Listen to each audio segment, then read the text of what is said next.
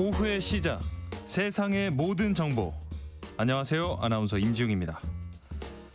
이재명 정부가 역대 최초로 부처 업무 보고를 전면 생중계하면서 파격 행보를 이어가고 있습니다. 이를 두고 행정의 투명성을 실현했다는 긍정적인 평가와 또 공직기강을 잡기 위한 정치적 연출이다라는 비판이 팽팽하게 맞서고 있습니다. 과연 이 파격적인 실험이 국정 혁신의 마중물이 될지 아니면 또 다른 정쟁의 서막이 될지 잠시 후 여의도 인포메이션에서 자세히 짚어보겠습니다. 우리 아이들은 때에 맞춰서 예방접종을 잘 챙기는데요. 성인들은 이런저런 핑계로 예방접종에 좀 소홀해지기 쉽습니다. 하지만 나이가 들수록 우리 몸의 면역력이 약해지기 때문에 성인 예방접종의 필요성이 높아지고 있는데요. 세모정 톡톡상담소 라디오 주치 시간에 꼭 알아두고 챙겨야 할 성인 예방접종 무엇인지 자세히 살펴봅니다. 상담을 통해서 여러분 궁금증도 시원하게 풀어드릴 테니까요. 끝까지 함께해 주시기 바랍니다. 저희 방송은 KBS 1라디오 유튜브 채널을 통해서도 실시간으로 시청 참여하실 수 있습니다. 많은 관심 부탁드리면서 KBS 세상의 모든 정보 지금 시작합니다.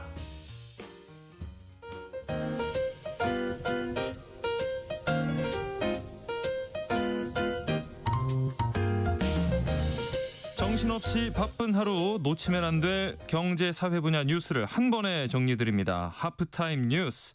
먼저 이 시각 주식시장 상황부터 살펴보겠습니다. 장현재 시황캐스터 연결돼 있습니다. 안녕하십니까? 안녕하세요. 요즘 코스피가 4천선 위아래로 롤러코스터를 타는 것 같습니다. 오늘 흐름은 어떨까요? 네, 간밤 강했던 뉴욕 증시 흐름을 따라서 국내 증시도 오늘은 반등 나타내고 있습니다. 코스피가 하루 만에 4천선을 회복했습니다. 현재 0.5% 오름세로 4,015선 기록하고 있습니다. 수급적으로는 오늘 외국인만 팔아냅니다. 2,500억 원 가까운 매도 우위 기록하고 있고요. 반면 기관이 2,345억 원 매수 우위, 개인 역시 90억 원 가까운 사자 포지션 취하고 있습니다. 시가총액 상위 종목들 흐름은 엇갈립니다. 반도체 투톱 중에서는 SK하이닉스만 2%대 강세 보여주고 있고요. 조선 대표주인 HD현대중공업 그리고 원전 대표주인 두산에너빌리티가 1, 2%대 강세 기록하고 있습니다. 네, 그렇다면 코스닥 상황은 어떨까요? 네, 코스닥 오늘 4거래일 만에 반등 시도합니다. 현재 1.2% 반등하면서 911포인트 기록하고 있습니다. 이쪽에서는 메이저 수급 주체 쌍끌이 매수세가 유입됩니다. 외국인이 153억 원 순매수하고 있고 기관 역시도 1,300억 원 넘는 사자 포지션 기록하고 있습니다. 개인만 홀로 1,340억 원 팔아냅니다. 시가총액 상위 종목 중에선 이 제약바이오 업종 투자 심리가 개선되면서 알테오젠과 리가캠 바이오 등이 강세 보여주고 있습니다. 5% 가까운 상승세 기록 중입니다. 네, 오늘 장에서 눈에 띄는 종목도 짚어주시죠. 네, 오늘은 핵융합 에너지 관련주가 주목받고 있습니다. 도널드 트럼프 미국 대통령이 대주주로 있는 트럼프 미디어가 차세대 에너지원으로 꼽히는 핵융합 기업 TAE 테크놀로지스와 합병했다는 소식에 간밤 뉴욕 증시에서 트럼프 미디어 42% 폭등한 바 있는데요. 트럼프 행정부의 에너지 정책과도 궤를 같이 하는 만큼 이 핵융합 에너지 관련주가 전반적으로 주목받고 있습니다. 네, 마지막으로 외환시장 분위기 살펴볼까요? 네, 오늘 환율이 1,475원대에 출발했는데요. 지금 달러 강세 국면입니다. 1,478원 70전에 거래되고 있고요. 엔화는 약세입니다. 엔 환율 948원, 반면 유로화 환율은 1,733원을 기록하고 있습니다. 네, 장현재 시황캐스터와 함께했습니다. 고맙습니다. 감사합니다. 하프타임 뉴스 임선우 뉴스캐스터와 이어가 보겠습니다. 안녕하십니까? 안녕하세요. 자, 먼저 경제 지표부터 짚어보죠.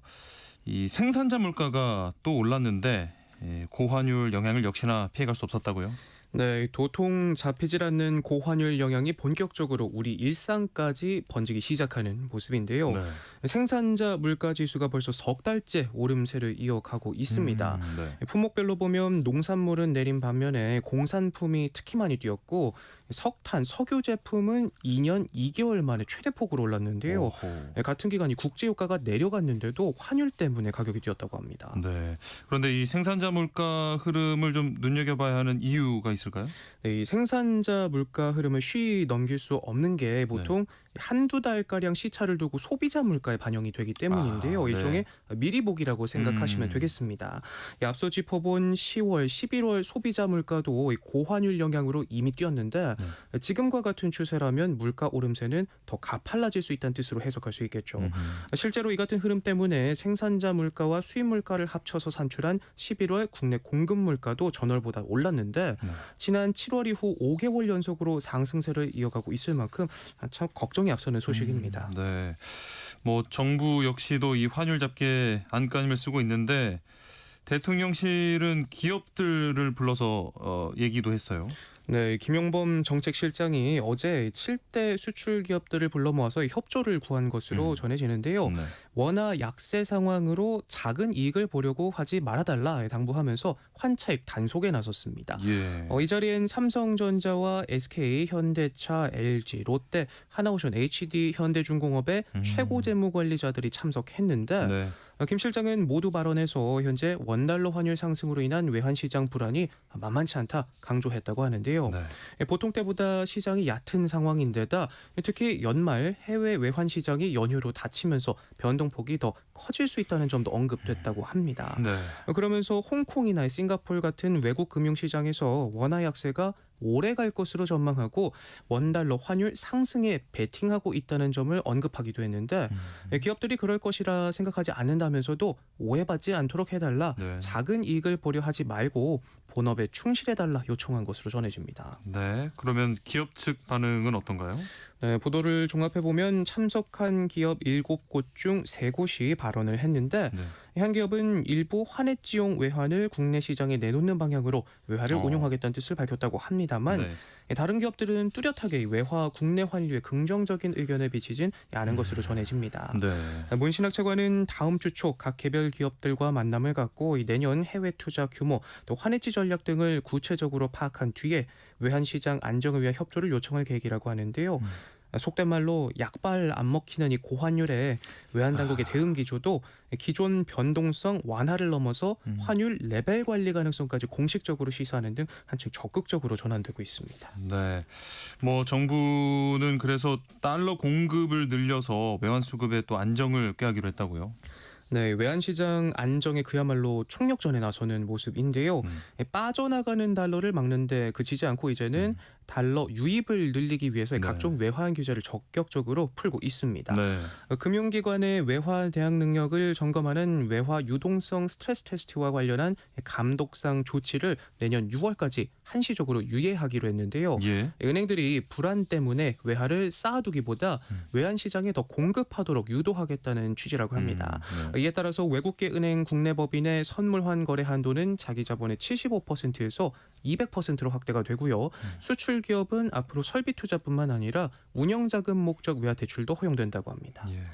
그리고 외국인 자금 유입 확대를 위해서 국내 주식 투자 접근성을 높이기로 했다면서요. 네, 외국인이 국내 계좌 없이도 해외 증권사를 통해서 한국 주식을 직접 거래할 수 있도록 제도 개선이 추진이 되고요. 예. 또 해외 증시에 상장된 외국 기업은 전문 투자자로 인정된다는 점을 명확하게 안내해서 외환 거래 과정에서의 불편도 해소하기로 했습니다. 예. 뭐 취지는 좋아 보이는데 평가는 엇갈리고 있어요. 네, 달러 공급을 늘리는 대책인 만큼 환율 오름폭을 제한하는 완충적인 효과를 기대할 수는 있겠지만 대외 여건이 개선되지 않는 한 상승 추이를 반전시킬 근본적인 대책이 되긴 힘들 것이라는 전망이 함께 나오고 있는데요. 네. 짚어본 것처럼 이 정부가 제도 개선에 나선다곤 하지만 현재 외환시장 움직임을 보면 이 제도적 시스템상의 문제가 아닌 그보다 더 복합적인 요인들이 중첩돼 있기 때문에 이 같은 지적이 나오는 것 같습니다. 네. 실제로 최근 외환 수요를 보면 보유고는 달마다 계속 늘고 있거든요. 수급상의 문제가 있었다면 보유고의 이상 시그널이 진즉에 나타났어야 하는데 그게 아니라는 거죠. 네. 그보다 엔화와 원화의 동조화를 비롯한 이 다양한 요인들이 한데 섞여서 지금과 같은 상황이 이어지고 있는 거기 때문에 이번 대책이 실제로 이 환율 안정까지 이어지기에는 효과가 다소 제한적일 수 있다는 지적이고요. 네. 그래도 또 한편에선 그간의 시장 불안 심리를 가라앉히는 효과는 충분히 볼 수 있을 것이라는 평가도 나오고 있습니다. 네. 그리고 밤사이에 또 중요한 지표가 나왔습니다. 미국의 소비자 물가 지수가 나왔는데 예상 밖의 수치가 나왔다고요? 네, 일단 수치부터 보면 미국의 물가 상승세가 둔화한 것으로 나오면서 시장이 깜짝 놀랐습니다. 네. 지난달 미국의 소비자 물가 지수의 CPI는 1년 전보다 2.7% 올랐는데 3%대였던 전문가 예상치와 또 두 달 전 상승률을 모두 밑돌았습니다. 네. 특히 변동성이 큰 에너지와 식품을 제외한 근원 물가는 1년 전보다 2.6% 올라 상승률이 더 많이 둔화됐고요. 특히 최근 수년간 물가 상승의 핵심 요인으로 꼽혀온 주거비 상승률은 전년 대비 3%로 이 또한 4년 만에 가장 낮은 수준으로 내려왔습니다. 예. 예상보다도 경기가 괜찮다, 이 물가가 잡혀간다는 기대감은 금리 인하를 앞당길 수 있다는 점에서 시장은 크게 반겼는데요. 네. 월가에서도 예상 밖의 물가 둔화가 연준의 비둘기파에 강력한 명분을 제공했다. 인플레이션이 바람직한 방향으로 움직이는 것이 확인이 됐고 금리 인하의 여지를 넓혔다는 평가가 나왔고 실제로 이날 뉴욕 증시는 오랜만에 기분 좋게 모두 상승세로 마감했습니다. 네. 그렇긴 한데 지금 이 데이터 신뢰도에 좀 의문이 간다 이런 지적이 있는데 왜 그런가요? 네, 이번 지표는 역대 최장 기간 이어진 연방정부 셧다운으로의 데이터가 일정 기간 누락돼 나왔는데요. 네. 이를 보완하기 위해서 쓴 궁여지책이 사실상 지표를 왜곡했다는 지적입니다. 예. 월스트리트저널은 셧다운이 지난 11월 10일까지 관계자들이 현장 가격 조사를 할 수 없었고 11월 마지막 주 블랙 프라이데이에 따른 할인 효과가 물가에 지나치게 반영됐다는 점을 꼬집었고요. 네. 또 일부 전문가들은 당국이 데이터가 없는 10월엔 이 주택 임대료 상승률을 0으로 가정했다고 보면서 이 때문에 11월 주거비 부담이 더 낮게 집계됐고 내년까지도 이 수치를 왜곡할 수 있다는 주장이 나오기도 했습니다. 또 심지어 이번 보고서는 무시해도 될 것 같다는 의견까지도 나온 정도라 다음 달에 나올 12월 CPI를 더더욱 눈여겨봐야겠습니다. 네, 그렇겠네요. 자, 그리고 가상자산 시장 소식도 살펴보겠습니다. 요즘 비트코인이 영 힘을 쓰지 못하고 있는데 거기에 대폭락 경고까지 나오고 있죠. 네, 말씀하신 것처럼 비트코인은 반등하나 싶다가도 계속 고꾸라지기를 반복하는 요즘인데요. 네. 몇 달째 부진이 이어지면서 지금은 8만 달러대에서 움직이고 있습니다. 역대 최고치를 찍은 지 두 달 만에 30% 가까이 추락했는데 네. 현재 흐름이 1929년 대공황 직전 이 뉴욕 증시와 똑같다는 경고가 나왔습니다. 예. 블룸버그 인텔리전스의 마이크 맥글로리라는 전략가가 있거든요. 네. 이분이 비트코인이 심리적 마지노선인 8만 6천 달러 선에서 최대 $10,000 수준까지 급락할 수 있다고 내다봤습니다. 네. 이에 대한 근거로 올해 블룸버그 갤럭시 크립토 지수 그리고 1929년 다우존스 산업평균 지수를 비교한 차트를 올렸는데 약 100년의 시차가 있음에도 불구하고 두 지수가 모두 가파른 상승 이후 정점 부근에서 매우 유사한 움직임을 보이고 있다고 분석했습니다. 네. 그러면서 이 현재 흐름을 트럼프 대통령 재선 전까지 마치 물속에 억지로 눌려있는 비치볼과 같았다고 비유했는데 네. 트럼프 재선 이후 가격이 급등했지만 그 과정에서 쌓인 이 투기적 과잉이 이제 해소되는 국면에 접어들었다는 해석이고요. 예. 현재 시장을 정점 이후에 나타나는 구조적 하락의 시작으로 보고 대대적인 청산 과정으로 규정하면서 비트코인이 궁극적으로 $10,000 수준까지 하락할 가능성을 거듭 경고했습니다. 네. 다음은 쿠팡 사태 관련 소식 짚어보겠습니다. 이 사태가 길어지면서 2차 피해도 좀 늘고 있다고요? 네, 쿠팡을 앞세운 보이스피싱, 스미싱이 꼬리를 물고 있는데요. 현재 금융감독원에 접수된 2차 피해 의심 신고는 5건이라고 하고요. 이 중 한 건은 실제로 1,000만 원이 넘는 돈을 송금한 사례로 파악이 됐습니다. 예. 대개 쿠팡 개인정보 유출 사고로 명의가 도용됐다고 접근해오는 방식을 썼다고 하는데요. 수사 사무관이라면서 이번 정보 유출로 자금 세탁에 연루됐다고 겁을 주거나 출석 요구서가 반송됐다며 피싱 사이트 접속을 유도한다고 합니다. 예.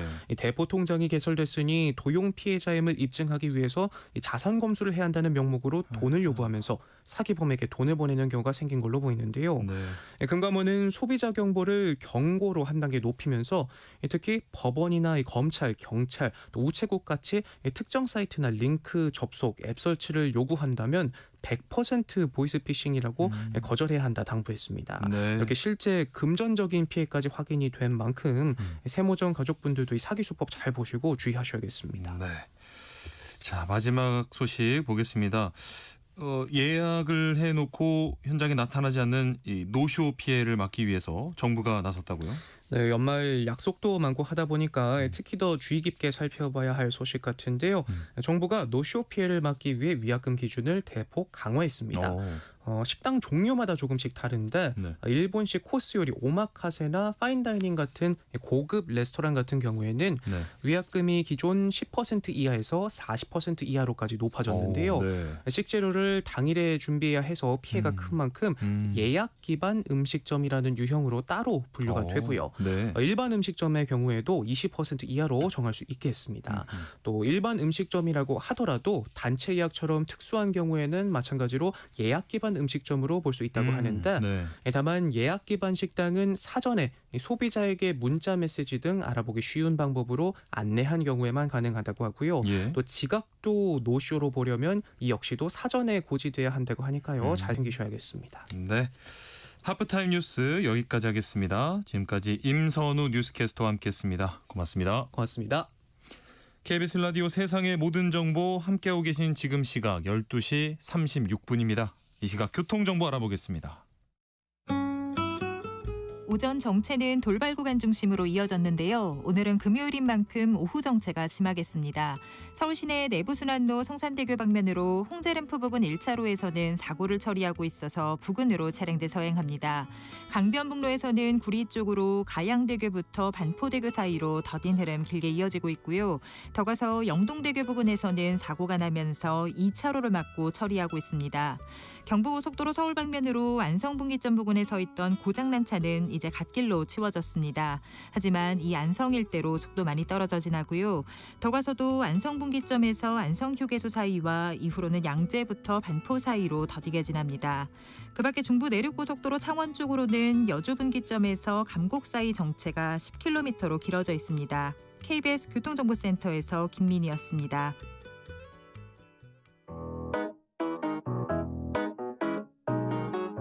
세상의 모든 정보는 청취자분들의 관심과 참여를 기다립니다. 방송 들으시면서 궁금한 점이 있거나 의견 공유하고 싶은 분들 계시면 문자 보내주세요. 추첨을 통해 모바일 쿠폰 보내드리겠습니다. 참여하실 번호는 샵 9730이고요. 짧은 문자 50원, 긴 문자 100원의 이용료가 부과됩니다. 콩 게시판을 통해서는 무료로 참여하실 수 있고요. KBS 1라디오 유튜브 채널을 통해서도 실시간으로 시청 참여하실 수 있습니다. 청취자 여러분들을 여의도 정치로 안내드리는 시간 여의도 인포메이션 시사저널 박성희 기자와 함께합니다. 안녕하십니까? 안녕하세요. 자, 지금 이재명 정부가 역대 최초로 이 부처 업무 보고를 전면 생중계하고 있습니다. 많은 관심을 받고 있는데 일단 이재명 대통령이 이런 방식을 택한 배경부터 좀 살펴볼까요? 네, 정부의 그 생중계 업무 보고 이 도입 취지를 한번 이해하려면 네. 이렇게 한번 상상해 보면 쉬울 것 같습니다. 네. 저희가 회사에서 그 사장님한테 보고를 한다고 했을 때 회의실 문을 닫고 예. 팀원들끼리 이렇게 앉아서 보고하는 거랑 전사 직원들이 전부 지켜보는 가운데서 보고하는 거는 네. 이 준비 과정부터 이 마음 이 가짐까지 완전히 다르잖아요. 그렇죠. 예. 벌써 식은땀 나는 것 같은데요. 그렇습니다. 예, 보고하는 사람 입장에서는 훨씬 더 이 긴장될 수밖에 없고 예. 자료도 더 뭐 꼼꼼히 챙길 테고요. 그리고 대충 넘기자 이런 생각은 하기 좀 어렵겠죠. 맞습니다. 반대로 이 지켜보는 사람 입장에서는 누가 준비를 잘하는지 또 누가 일을 잘하고 못하는지 이게 한눈에 보일 겁니다. 그렇죠. 예, 대통령 업무 보고를 이 생중계로 하는 취지도 이와 비슷한데요. 그간 이젠 대통령 업무 보고는 대부분 비공개로 진행되거나 아니면 결과만 브리핑하는 형태로 전달되는 경우가 많았습니다. 네. 그런데 이제 앞으로는 이 대통령을 비롯한 공무원들이 어떤 업무를 어떤 고민과 비전을 갖고 진행하는지 이거를 이제 국민 앞에 생중계로 공개하자는 겁니다. 네. 사실 국정 운영 이 생중계 아이디어는 이재명 대통령이 처음으로 제시한 거는 아닙니다. 예, 과거 노무현 전 대통령도 이 참여정부 초기에 국무회의 이 토론 과정을 한번 공개할 수 있나 이렇게 한번 검토해 보라는 지시를 했었거든요. 네. 그런데 당시 참모들이 이 정치적으로 좀 논란이 일 수 있고 공무원들이 좀 부담스러워한다 이렇게 네. 우려 의견을 표했다고 해요. 그래서 노무현 전 대통령은 제안을 곧 철회했다고 알려집니다. 예. 그런데 이 대통령은 이 부담을 감수하겠다는 입장입니다. 네. 예, 사실 이재명 대통령 성남시장 그리고 경기도지사 시절부터 행정의 투명성을 높이려는 시도 계속 이어왔거든요. 네. 시장 의장실에 이 직접 CCTV를 설치하기도 그렇죠. 하고 네. 예, 간부의 일을 언론에 공개하기도 했습니다. 그래서 대통령을 좀 오래 지켜본 사람들 사이에서는 이번 업무보고 생중계 결정을 두고 놀랍지 않다, 이재명답다 이런 반응도 나옵니다. 네. 뭐 분명 역대 정부에서는 보지 못했던 모습인데 이렇게 업무 보고가 생중계되면서 나타나는 뭐 긍정적인 효과부터 얘기해 볼까요? 예, 뭐 가장 먼저 꼽을 수 있는 건 역시 투명성이 높아진다는 점입니다. 네. 사실 여태까지는 정부가 이 정책이 마련되는 과정보다는 결과를 알리는 데 좀 더 집중을 했는데요. 그렇죠. 정책을 홍보하는 방법도 보통 언론 보도나 브리핑을 통해서만 좀 제한적으로 이루어졌었는데 네. 이제 생중계로 업무 보고가 이루어지다 보니까 대통령의 생각 또 각 부처의 입장이나 이 업무를 국민들이 좀 손쉽게 볼 수 있게 된 겁니다. 네. 특히 이 대통령이 평소에 강조해 온 게 공무원도 이 회사원처럼 잘하는 사람은 상을 받아야 하고 예, 그렇죠. 못하는 사람은 벌을 받아야 한다는 신상필벌 이 원칙을 강조해 왔거든요. 네. 근데 그때마다 좀 제기됐던 게 이 일 잘하는 기준이 좀 주관적인 거 아니냐 이런 비판도 있었습니다. 네. 그런데 소위 이 고위 공무원의 인사평가 이 기준이 국민의 시선과 판단 속에서 이루어질 수 있게 됐다는 이 평가도 나옵니다. 네. 예, 이 대통령은 이 국무회의에 대한 국민의 관심도가 높아지는 만큼 행정의 이 수준도 발전할 수 있다 이렇게 자신했는데요. 네. 지난 화요일에 열린 이 보건복지부 업무보고에서 요즘 업무보고에 대한 이 국민의 관심도가 굉장히 높아져서 생중계 시청률도 많이 나올 것 같다. 예, OTT보다 더 재미있다는 설도 있더라. 네. 예, 이렇게 강조하면서 국민이 국정에 관심이 많아진 것은 참 좋은 현상이다 이렇게 자평했습니다. 네. 확실히 생중계 업무 보고가 이 국정 운영 방식에 뭐 적지 않은 변화를 가져온 시도로 보이는데 다만 일부 발언이나 장면이 좀 논란으로 이어졌어요.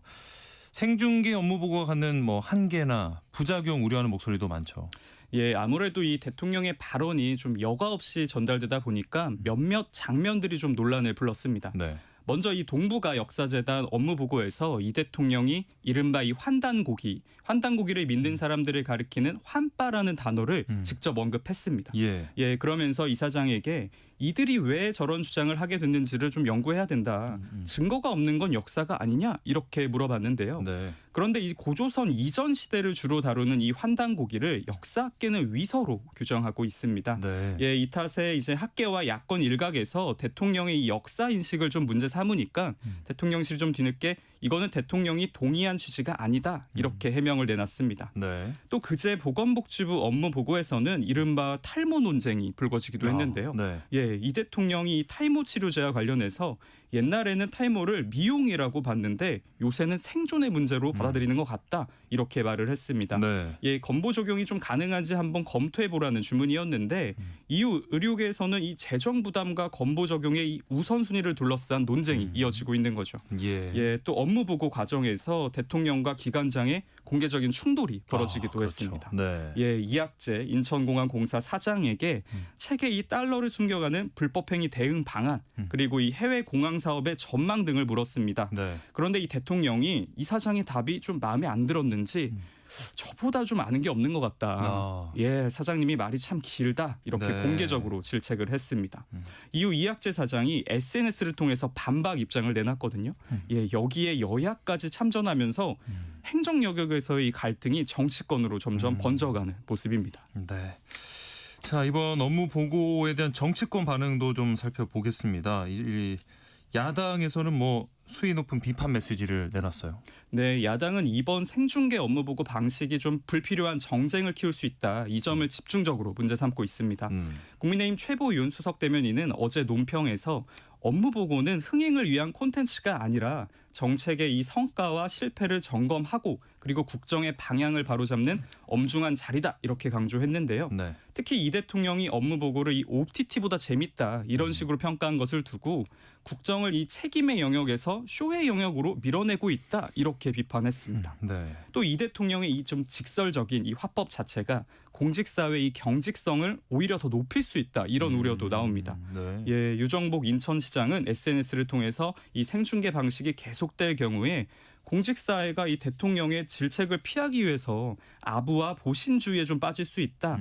국정이 대통령의 일방통행으로 흐를 수 있다. 이렇게 비판했습니다. 네. 대통령실 뭐 여당 입장도 궁금한데요.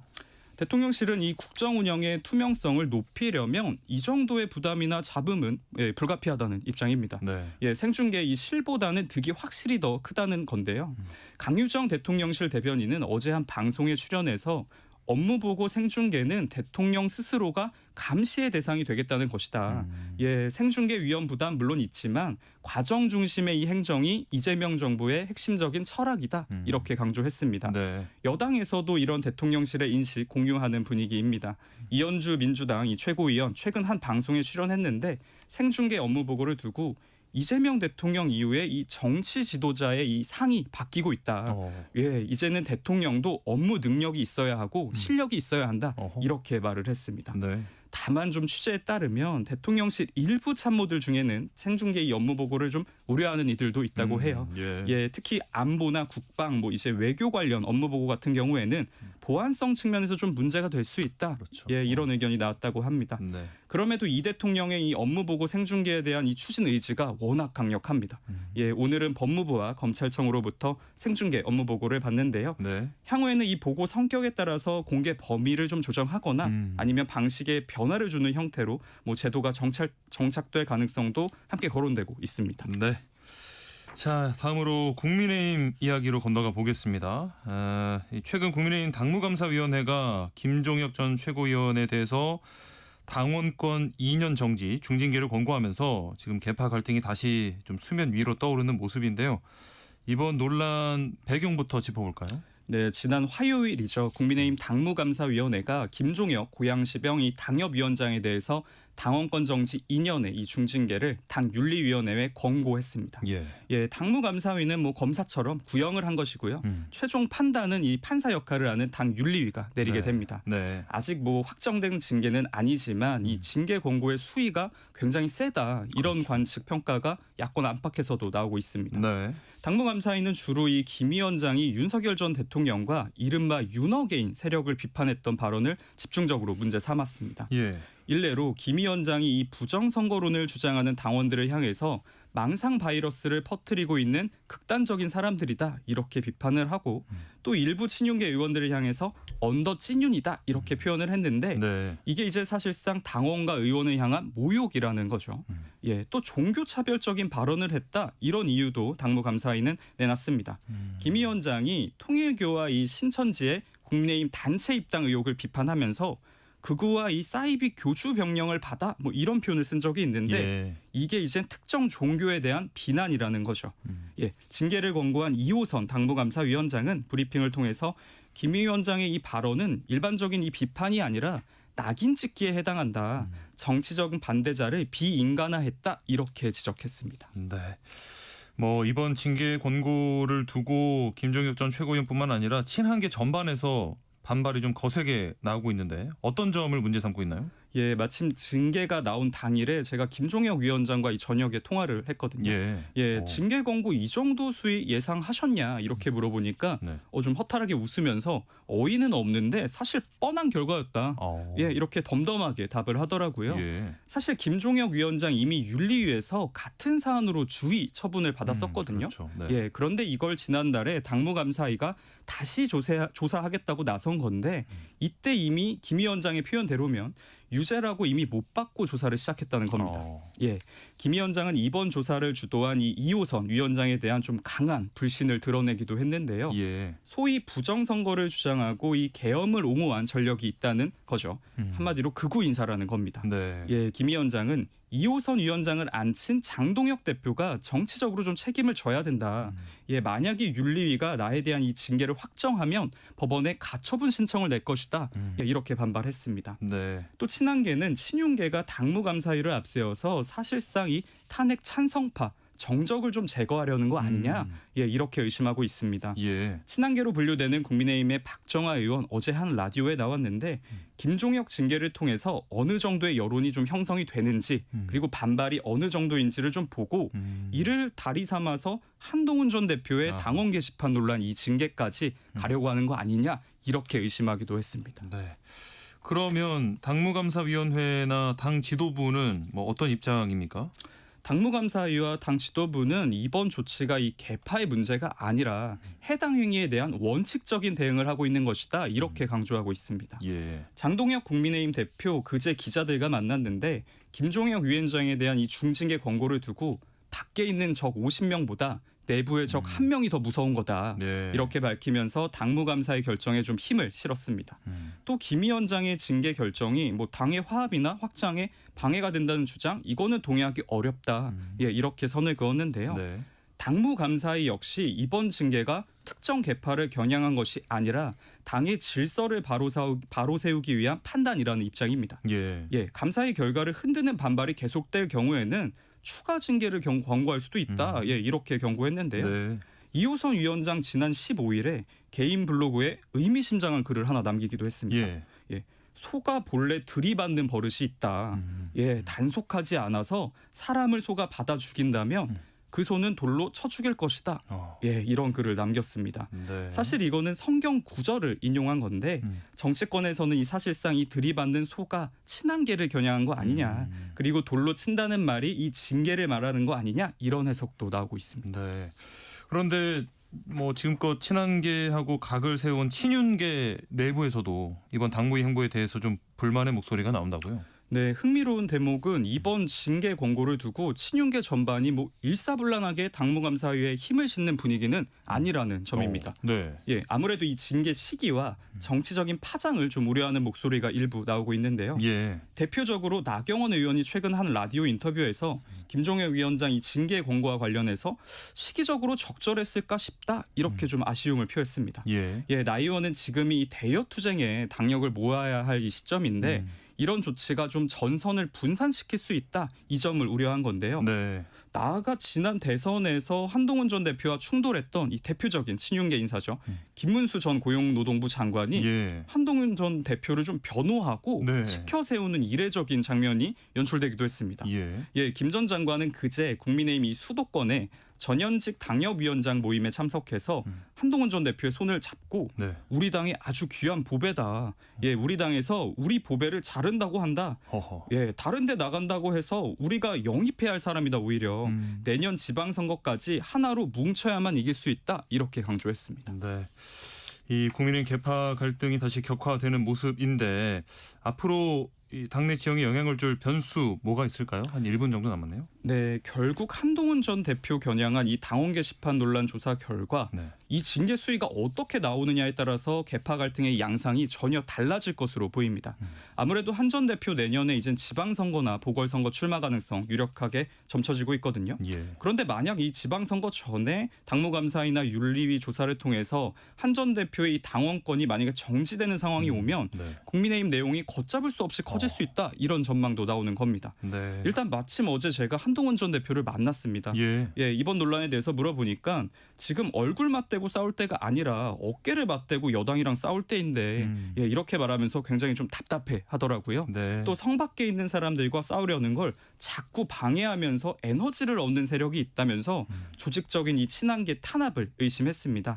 예, 이 당내 기강을 세우겠다는 이 국민의힘 당무위의 판단이 당의 단합으로 이어질지 아니면 또 다른 내용의 불씨가 될지 앞으로 좀 지켜봐야 할 것 같습니다. 네. 여의도 인포메이션 시사저널 박성희 기자와 함께했습니다. 고맙습니다. 감사합니다. KBS 라디오 세상의 모든 정보 1부 순서 여기서 마무리하겠습니다. 조현아 피처링 최백호가 부른 지나간다 띄워드리면서 저는 2부에 다시 찾아오겠습니다.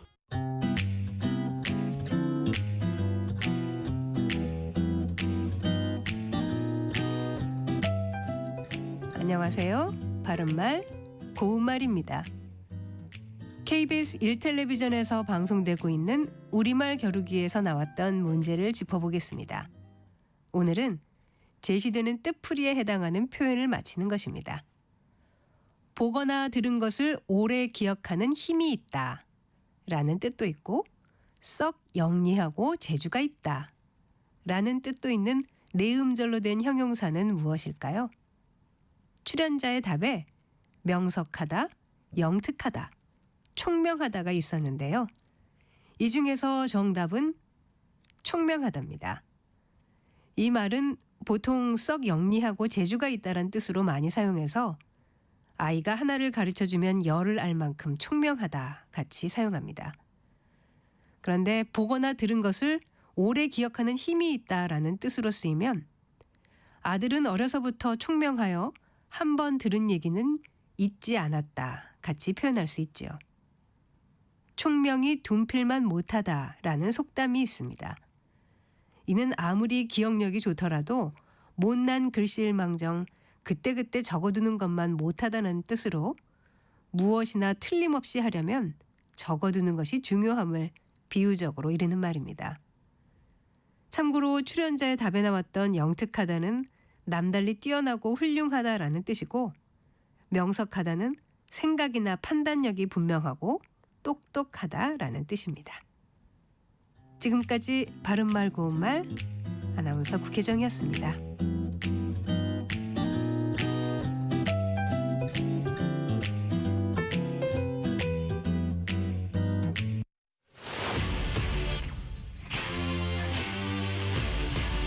토론에 정답은 없습니다. 토론이 세상을 바꿀 수도 없습니다. 하지만 질문은 새로운 세상을 만들 수 있습니다. 질문으로 올바른 세상을 만드는 첫걸음. 평일 저녁 7시 20분 KBS 열린 토론.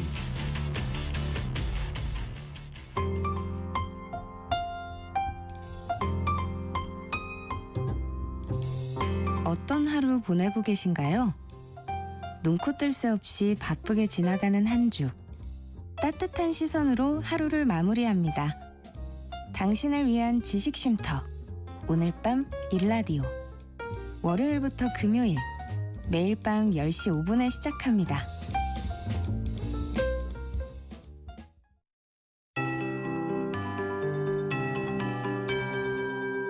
KBS 58분 날씨. 아침에는 곳곳의 기온이 영하로 떨어져 다소 추웠지만 기온이 빠르게 오르면서 공기가 온화해졌습니다. 오늘 예상 낮 최고 기온은 서울 11도, 대전 12도, 대구 13도, 부산 15도, 광주 16도 등으로 중부지방은 10도 안팎, 남부지방은 15도 안팎까지 올라 예년 이맘때 기온보다 5도에서 8도 정도 높겠습니다. 오늘 하늘은 대체로 흐리겠고요. 오후에서 밤사이 부산과 울산, 경남 일부 지역에는 5mm 안팎의 비가 조금 오는 곳이 있겠습니다. 강원 산지는 내일 오전까지 바람이 강하게 불겠습니다. 토요일인 내일은 전국에 비 소식이 있습니다. 새벽에 중부지방과 전라도, 제주도 등 서쪽 지역부터 비가 오기 시작해 오전 중에 전국으로 확대되겠고요. 이 비는 중부지방은 내일 늦은 오후에, 남부지방은 내일 밤에 그칠 전망입니다. 하지만 예상 강수량은 대부분 5mm 안팎으로 많지는 않겠습니다. 내일은 오늘보다 기온이 조금 더 오르면서 3월 중순의 초봄 날씨 같겠는데요. 하지만 모레 일요일에는 아침에 서울 영하 3도 등으로 다시 영하권으로 떨어지겠고요. 월요일 아침까지 반짝 추위가 찾아오겠습니다. 현재 서울의 기온은 7.4도입니다. 송소진입니다.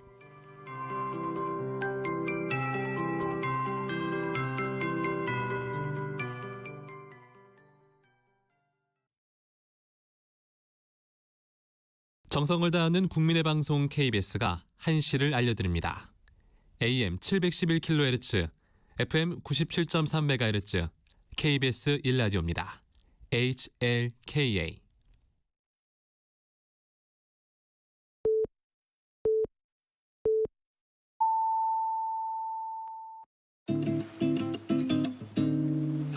나른한 오후를 책임질 영양 만점 지식 비타민. 세상의 모든 정보.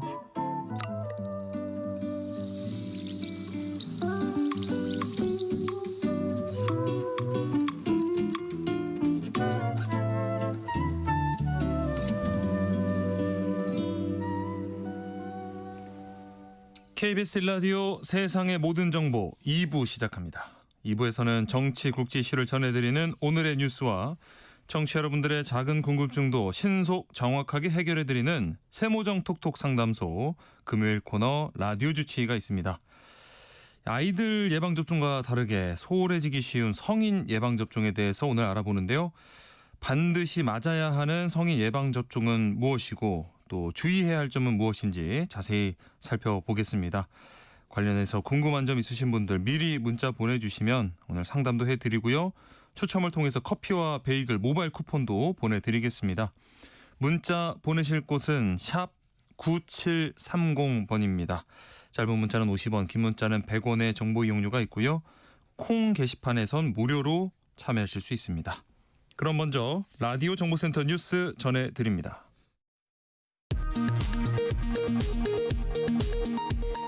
공수처 수사를 받던 이종섭 전 국방부 장관을 호주로 도피시킨 혐의로 기소된 윤석열 전 대통령의 재판이 다음 달 14일 시작됩니다. 윤 전 대통령은 내란 우두머리 혐의를 포함해 모두 6개의 형사재판을 받게 됐습니다. 대법원이 내란 전담 재판부 관련 예규를 제정한 데 대해 더불어민주당은 뒷북꼼수라고 비판하며 내란 재판부 설치법 처리 의지를 분명히 했습니다. 국민의힘은 법안을 만들 이유가 사라졌다며 철회를 촉구했습니다. 서울고법은 대법원 예규를 논의하기 위해 22일 전체 판사회의를 개최합니다. 이재명 대통령은 오늘 통일부와 외교부 업무보고에서 남북관계와 관련해 불필요하게 강대강 정책을 취하는 바람에 정말로 증오하게 된 것 같다며 신뢰 회복을 위해 인내심을 갖고 노력하겠다고 밝혔습니다.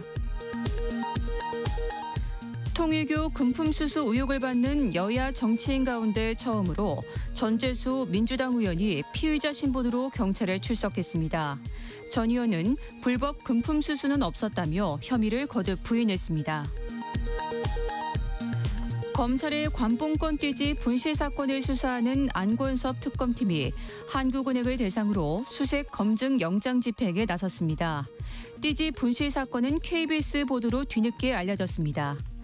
지금까지 라디오 정보센터 뉴스 정원나였습니다.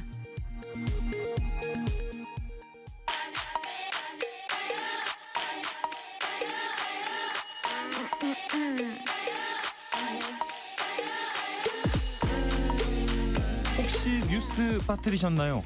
한낮에 전해진 소식들 꼼꼼히 정리해드리겠습니다. 오늘의 뉴스 조현정 시사평론가와 함께합니다. 안녕하십니까? 네, 안녕하세요. 자, 더불어민주당이 오는 22일과 23일에 본회의를 열고요. 정보통신망법 개정안과 내란 전담 재판부법 개정안을 순차로 상정하기로 했습니다. 이 내란 전담 재판부 설치에 속도를 내는 모습이네요. 네, 내란 전담 재판부 특별법 상정을 23일로 정하면서 그러니까 연내에 해결하겠다는 의지를 보이는 것 같은데요. 네. 그 23일에 상정하면은 국민의힘이 아마 필리버스터를 할 거고 그러면 표결은 다음 날에 해야 돼가지고. 네. 24일 크리스마스 전날에 2부에 네. 처리를 할 것 같아요. 법원은 부랴부랴 자구책을 내놨습니다. 예. 그러니까 전담재판부 설치를 대법원이 우리가 자체적으로 추진하겠다라는 건데요. 네. 그러니까 내란죄, 외환죄 같이 아주 절체절명의 국가적 파장이 큰 사건에 대해서는 집중 심리하는 전담 재판부를 설치하고 대법원이 하겠다라는 거예요. 네. 그래서 민주당 법안하고 가장 큰 차이점이라고 한다면 재판부를 무작위로 배당하느냐 아니냐 이건데 민주당 법안은 추천위원회가 있어가지고 그 추천위원회는 각급 판사회의나 전국 법관대표자회의 이렇게 구성이 돼 있는데 거기서 전담재판부 판사를 추천하도록 돼 있습니다. 근데 천대엽 법원행정처장이 밝힌 거는 사건 배당이 사법행정의 핵심인 건데 이게 입법부에 의해서 대체돼 버리는 셈이 되면은 이것 또한 위헌 논란을 또 피할 수 없다라는 지적입니다. 네. 그래서 위헌 여지를 소거해야 되는 거는 중요한데 네. 그런 포인트지만 한편으로 법조계에서 나오는 지적은 이번에 대법원이 내놓은 이 자구책이 새로울 게 없다는 거예요.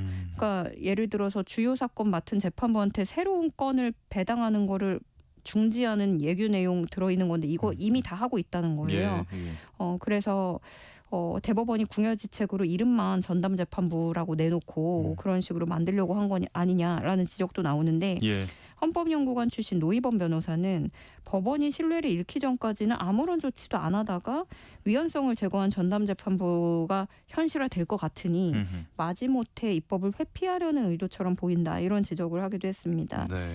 민주당은 대법원이 이런 예규를 내놔도 뭐 그것과 상관없이 다음 주에 이 법안을 처리하겠다는 의지를 가지고 있고요. 예. 국민의힘은 이 법안을 철회하라고 반발하고 있는데 네. 국회에서 이게 내란 전담재판부법이 어차피 통과가 되면은요 법률이 우선 적용됩니다. 그래서 하위 법령은 모두 효력을 잃게 됩니다. 네.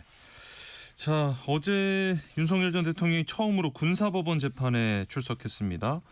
군 수뇌부에 미안하다고 하면서 계엄에는 사과 없이 기존 주장을 반복했어요. 네, 어제 재판에서 윤 전 대통령 증인석에 앉아 있고 이제 그 바로 옆에 피고인석에 앉은 사람들이 곽종근, 이진우, 여인영, 문상호 이렇게 전 사령관들이었어요. 예.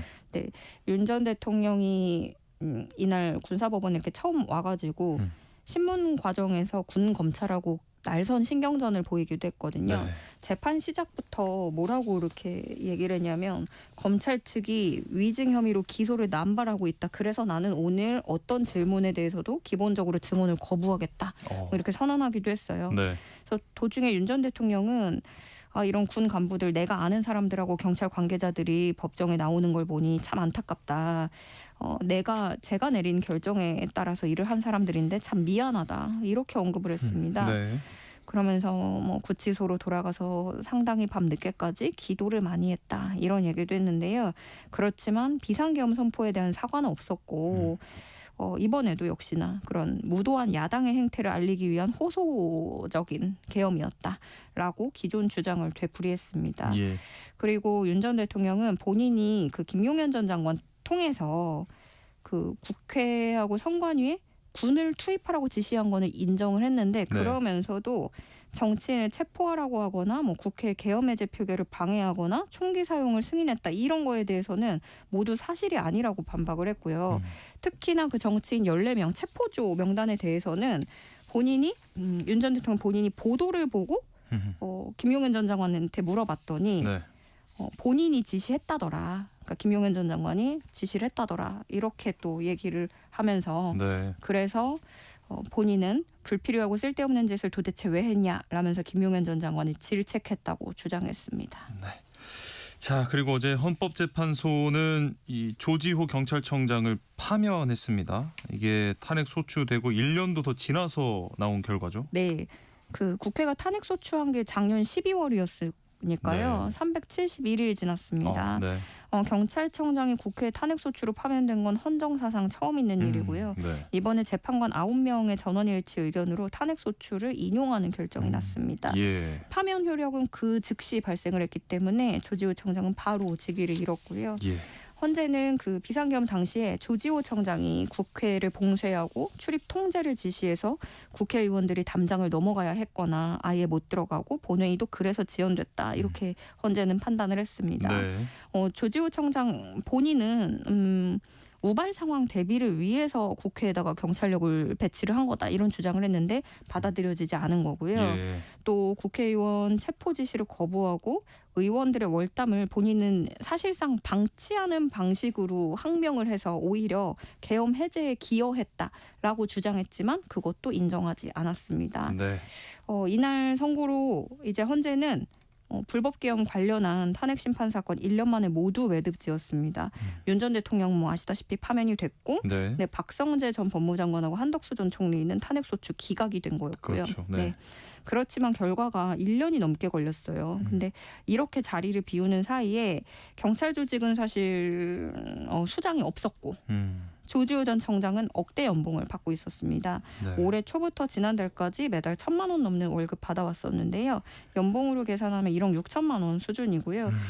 그리고 또 무엇보다 그 경찰청이 이렇게 1년 넘게 직무대행 체제로 운영되는 거는 전례 없는 일이었는데 네. 이 부분에 대해서도 원래 이 조지호 전 청장뿐만이 아니라 이런 식으로 좀 연루된 사람들 아직까지 직무 해제, 그 직위 해제, 직무 정지 이 상태여가지고 네. 월급이 계속 뭐 일부라도 나오고 있거든요. 예. 그런 부분에 대한 우려 또 지적 나오고 있습니다. 네. 자, 다음으로 정치권을 휩쓸고 있는 이 통일교 자금 수수 의혹 살펴봅니다. 먼저 오늘은 이 전재수 전 장관 경찰 소환 조사를 받게 됐죠. 네, 오전 10시부터 경찰청 국수본으로 가서 소환 조사하고 있는데 통일교 금품 수수 의혹 정치인 명단 나오고 그 3명 중에 첫 번째 소환 조사가 이루어지는 겁니다. 경찰 전담 수사팀이 꾸려진 지는 열흘 만이고 또 전방위적으로 압수수색 시작한 지 나흘 만에 이렇게 피해자 신분으로 대면 조사 바로 시작이 된 건데 네. 그만큼 지금 통일교 수사에 속도를 내고자 하는 게 보이고요. 예. 특히나 공소시효 논란이 있어서 그렇죠. 이게 또 시간 더 끌면은 끝나버리니까 네. 더 빠르게 진행할 것으로 보입니다. 경찰은 전재수 전 장관 부산 주거지, 세종 해수부 장관 집무실, 의원실, 지역구 사무실 등등 전방위적인 압수수색 마쳤는데 여기서 확보한 증거물들 토대로 해서 오늘 조사에서는 이 실제 금품이 전달된 경위 이런 것들을 캐물을 것으로 보입니다. 네. 근데 통일교 내부 문서를 보면은요, 그 TM 일정이라고 돼 있는데 TM은 여기 그 참 어머니 이니셜 따가지고 그렇죠. 네. 한학자 총재를 얘기하는 거고 그 일정에 전재수 의원 뭐 이런 날짜가 함께 적혀 있습니다. 네. 또 다른 내부 문서에는 전재수 의원의 그 출판 기념일 직후에 뭐 통일교가 돈을 들여서 책을 500권 뭐 구입했다 이런 내용도 적혀 있는데 이런 것들 다 따져 볼 걸로 보이고요. 경찰은 또 그 임종성 전 민주당 의원, 예. 김규환 전 미래통합당 의원도 입건을 했죠. 네. 그래서 조만간 경찰 소환이 이루어질 테고 그 국민의힘은 민주당도 터졌으니까 민주당 인사들도 이 의혹을 규명할 특검 도입해야 된다라는 입장이죠. 예. 그래서 단식과 삭발투쟁까지도 고려를 하고 있다고 하는데 지금 뭐 개혁신당이랑 손을 잡으려고 하니까 네. 개혁신당은 단식이든 삭발이든 빨리 해야 된다라는 입장이거든요. 예. 근데 그 개혁신당하고 공동 발의를 특검법을 하고 손을 잡는다고 해도 두 당 의석수 합쳐서 110석이어가지고 네. 네. 그 이게 민주당 동의 없이는 도입이 불가능해요. 그래서 사실은 뭐 단식, 삭발 이런 쪽으로 가는 거는 어떤 정치적인 압박을 더 키워가지고 자꾸 명분을 더 세우고 여론전을 가려는 전략으로 보입니다. 네.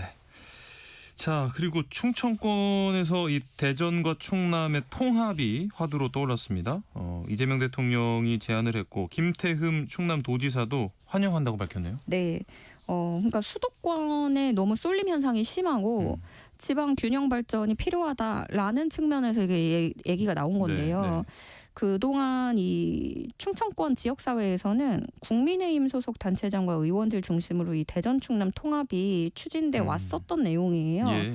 그래서 지금도 국회에 발의된 내용 해가지고 대전 충남 특별시 설치 뭐 이런 특별법안이 계류돼 있는데 이게 국민의힘 성일종 의원이 낸 거였거든요. 예. 발의를 그렇게 했고 공동 발의할 때도 장동혁 대표 포함해서 국민의힘 의원 45명이 공동 발의자로 참여를 했는데 민주당 쪽에서는 의원들이 이름을 안 올렸어요. 네. 그래서 그렇게 좀 국민의힘 쪽에서 원래 추진을 해왔던 건데 여기에 이제 이재명 대통령이 오히려 협조를 또 요청하면서 그러니까 여당 의원들도 호응을 보이고 있거든요. 예. 그래서 국회에서 논의의 속도가 붙을지도 주목이 됩니다. 네. 여기까지 진행이 됐는데 국민의힘이 반대할 명분은 없거든요. 네, 네. 그렇지만 이제 주민들의 의견도 되게 중요할 텐데 반대 그렇죠. 의견도 꽤 있습니다. 예. 특히나 이 뭐 충청권도 넓으니까 그 중에서 천안 아산 쪽 이쪽 주민들이 별로 달가워하지 않는 모습들이 보이고 예.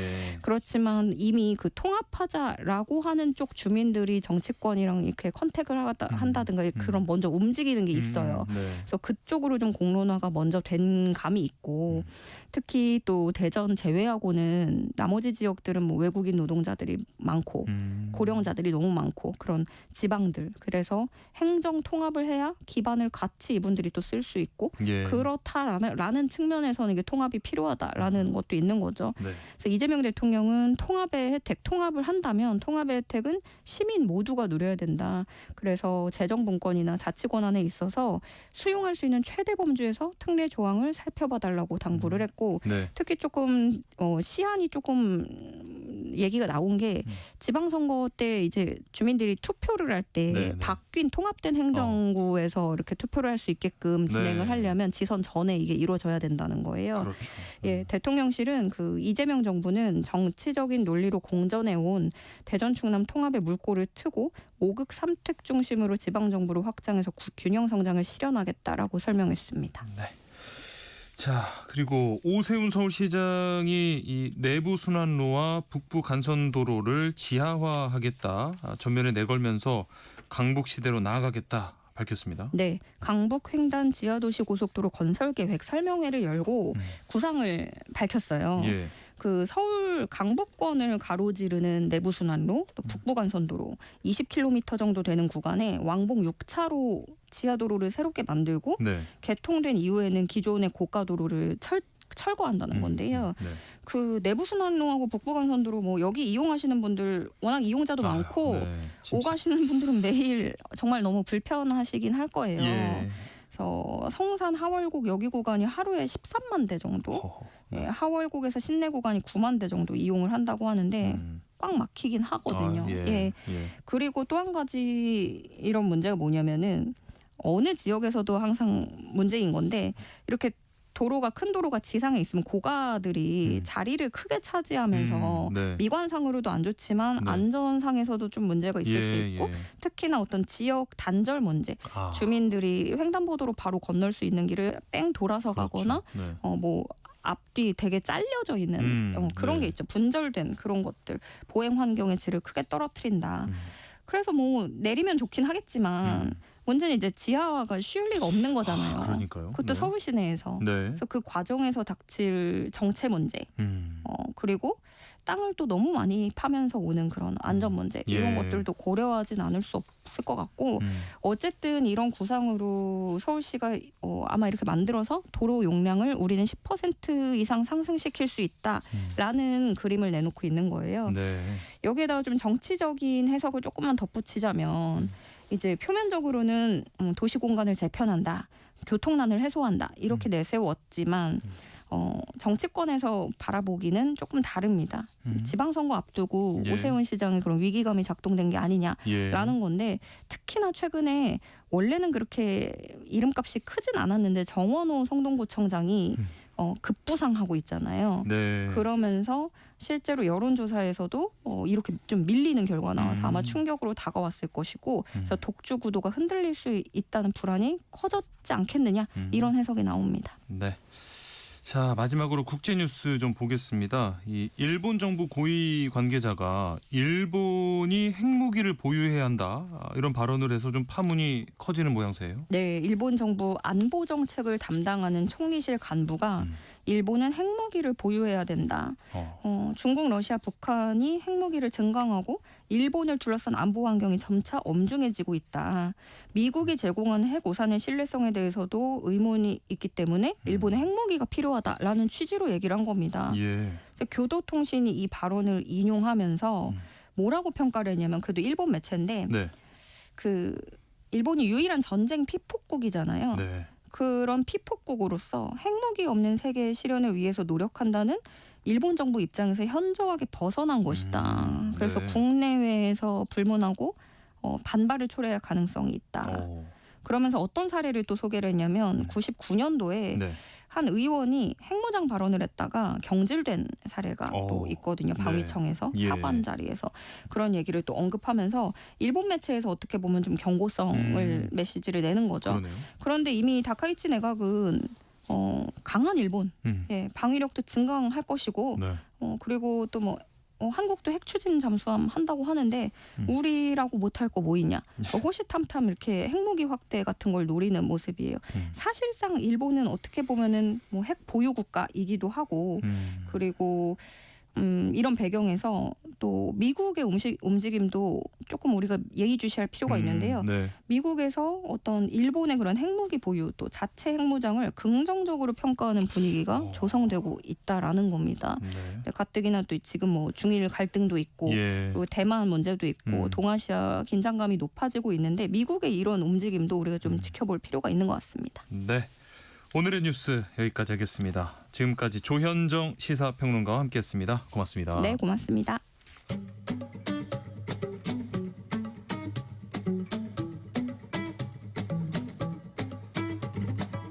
지금 바로 세모정에 물어보세요. 당신의 모든 궁금증을 풀어드리는 세모정 톡톡 상담소. 건강에 관한 모든 궁금증을 풀어드리는 시간입니다. 세모정 톡톡 상담소 라디오 주치의 가정의학과 오한진 전문의와 함께합니다. 안녕하십니까? 네, 안녕하세요.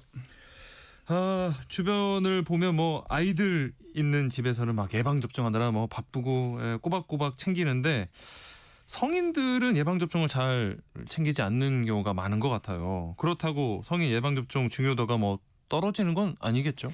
물론이죠. 네. 뭐 우리나라 질병청에서는 이미 성인 예방 접종에 대한 이 스케줄을 다 만들어서 다 알려드리고 있습니다. 그런데도 네. 불구하고 성인들은 뭐 나 어릴 때 다 맞았는데 뭐 내가 지금 뭘 맞아야 돼 이런 생각을 하시는 분들이 많죠. 네. 근데 이 예방 접종이라는 것은 이제 면역을 위해서 맞는 거잖아요. 네. 그래서 어릴 때 물론 예방 접종을 했지만 이 지속적으로 예방 효과를 유지하려면 이제 중간에 한 번쯤 이렇게 추가 접종이 필요할 수도 있고 네.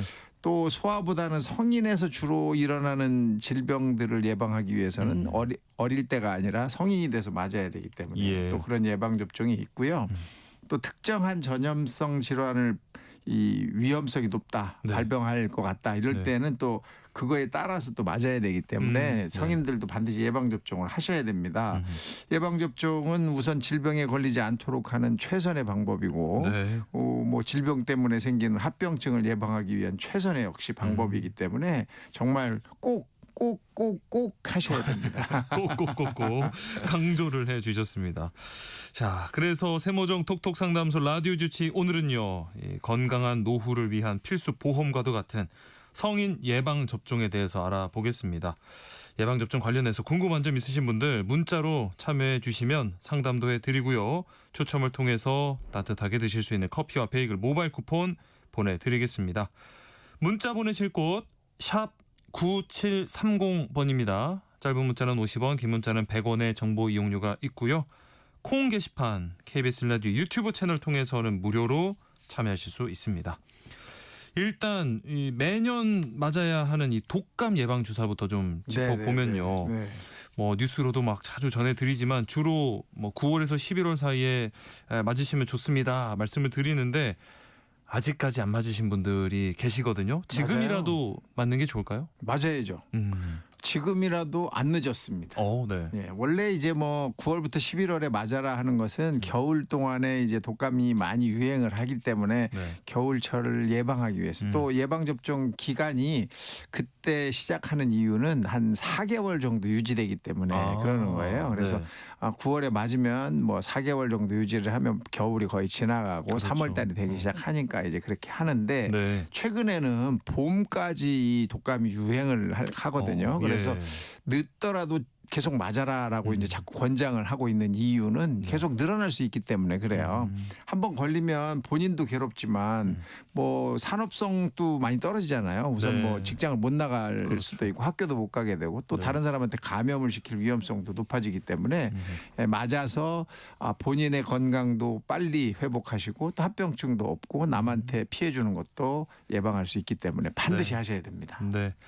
특히 좀 필수적으로 이 독감 접종 맞아야 하는 뭐 고위험군이라면 누가 있을까요? 우선은 뭐 영유아 어린이들과 그다음에 산모 그다음에 65세 이상 어르신 이렇게 됩니다. 네. 산모는 안 맞아야 되는 거 아니야? 이렇게 생각하시는 분이 많은데 예. 산모 위험군이에요. 왜냐하면 엄마가 아프면 아이도 아파지고 그렇죠. 문제가 생기잖아요. 그래서 네. 산모도 맞으셔야 되고 또 당뇨병, 고혈압, 고지혈증 같은 기저질환이 있는 분들 또 심장병을 앓았다거나 암을 앓고 나서 회복하시는 이런 분들 면역성이 떨어져 있다 또 면역 관련 질환을 앓고 있다 이런 분들은 반드시 맞으셔야 되고 또 병원에 근무하는 분들은 뭐 네. 저절로 이제 이 뭐 맞으시라고 이렇게 안내가 옵니다. 네. 또 임산부나 아까도 말씀드렸지만 또 환자를 돌봐주시는 분들이 있어요. 그렇죠. 병원에서 이런 분들 반드시 맞으셔야 됩니다. 네. 그리고 보면 뭐 파상풍이나 백일에 이런 접종은 어린 시절에 맞았거든요. 근데 네, 성인이 돼서도 이렇게 주기적으로 좀 맞아야 하나 보네요. 그렇죠. 이 파상풍과 디프테리아 이제 여러분이 잘 아시는 이제 TD라는 이 예방 접종이 있어요. 네. 디프테리아랑 파상풍을 말하는 건데 이걸 10년마다 추가 접종을 하라고 하거든요. 근데 10년이 금방 지나가 가지고 자꾸 잊어버려요. 예. 이렇게 잘 생각을 못 하시는 경우가 많더라고요. 네. 그래서 주치의를 그 내가 잘 가는 집이나 또는 직장 근처에 하나를 네. 반드시 정해 놓으시고 그분한테 모든 접종을 맡기셔야 돼. 그래야 거기서 알아서 10년 됐습니다. 또 맞으셔야 돼요. 이렇게 하거든요. 예. 왜 그러냐면 시간이 지나면서 이제 예방 접종의 효과가 떨어지기 때문에 10년마다 한 번씩 맞는 거고요. 네. 또 파상풍이라는 건 여러분 잘 아시지만 이제 상처를 통해서 감염이 되기가 쉬우니까 항상 10년에 한 번씩은 맞아주시면 좋겠습니다. 네. 그리고 저도 이제 아기 기다리면서 이 100일에 접종을 했는데 네. 100일에 접종이 중요한 성인 그룹 뭐 따로 있나요? 있죠. 아이를 키우는 집입니다. 특히 그 뭐 엄마 아빠는 물론이지만 할머니 할아버지가 맞으셔야 돼요. 네. 요즘에는 이제 할머니 할아버지가 아이를 봐주시는 경우가 워낙 많아요. 많다 보니까 네. 또 이 성인은요 이 100일에 증상이 없어요 거의. 100일에 감염이 돼도 네. 어른들은 증상이 거의 없으니까 감염된 줄을 모르고 아이한테 그 균을 옮겨줄 수 있거든요. 예. 100일이라는 이름은 100일 동안 해소 기침을 한다 이런 뜻이에요. 네. 굉장히 어려운 기침을 하는 질병이라서 아이가 한번 걸리면 어마어마하게 고생을 하거든요. 예.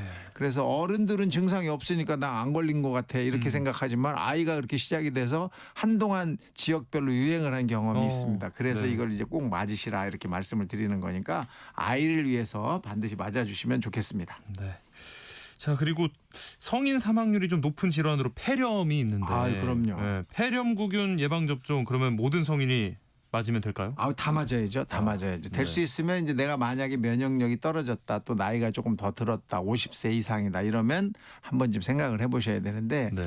이건 뭐 폐렴만 일으키는 게 아니라 뇌수막염도 일으킬 수 있고 여러 가지 합병증을 유발할 수가 있고 네. 합병증이 한번 생기면은 굉장히 위험하잖아요. 예. 돌아가시는 분들도 많고 그렇죠. 네. 합병증으로 굉장히 오랫동안 고생하시는 분이 많기 때문에 65세 이상 어르신은 반드시 맞으셔야 되고 그다음에 그 이하라도 내가 면역력이 떨어져 있고 좀 체력이 약하고 이렇다 생각되시면 맞으셔야 되는데 네. 백신이 두 가지가 있습니다. 예. 하나는 단백 접합 백신이라는 게 있어요. 예. 여러분들이 많이 들어보신 이제 백신 선전하는 백신인데 네. 이걸 이제 병원에서 한번 맞으시고 1년 뒤에 보건소에서 놔주셨던 그런 그 폐렴 백신이 있습니다. 예. 요거는 이제 다당 백신이라고 하는 건데 이거는 한 번 권고되거든요. 평생에 한 번. 네. 그러니까 이걸 순차적으로 1년 간격으로 맞아주시면 아주 확실한 예방 접종 효과를 얻으실 수가 있겠습니다. 네.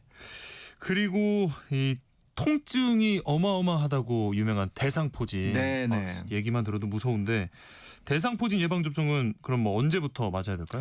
사실 이 대상포진이라는 병은 어릴 때 수두를 앓고 난 사람들한테 생기거든요. 네. 이 수두 바이러스가 내 몸에 그대로 남아 있는 거예요. 수두가 나도 신경 라인을 따라서 신경절을 따라 숨어 있다가 내가 면역성이 떨어지면 그 신경절대로 나오는 게 이제 대상포진인데 네. 그러니까 한쪽에만 있습니다. 뭐 신체의 딱 한쪽에만 나타나고 네. 양쪽으로 넘어가지 않아요. 반으로 나눴을 때 한쪽으로 넘어가지 않거든요. 네. 굉장히 많이 아파요. 그래서 이것을 예방하는 접종을 반드시 받으시라 이렇게 얘기를 하는 거고 60세 아니죠. 요즘에는 50세 이상 성인한테 예방접종이 권고가 됩니다. 네. 그러니까 이걸 한번 생기면 정말 엄청나게 아프기도 하고 합병증도 있고 오래 가기도 하니까 맞으세요. 네. 네. 이 대상포진 백신도 종류가 있다고 하는데 어떤 차이가 있을까요? 종류가 있죠. 예전에는 생백신을 맞았습니다. 그래서 한 번 맞았던 백신이 있어요.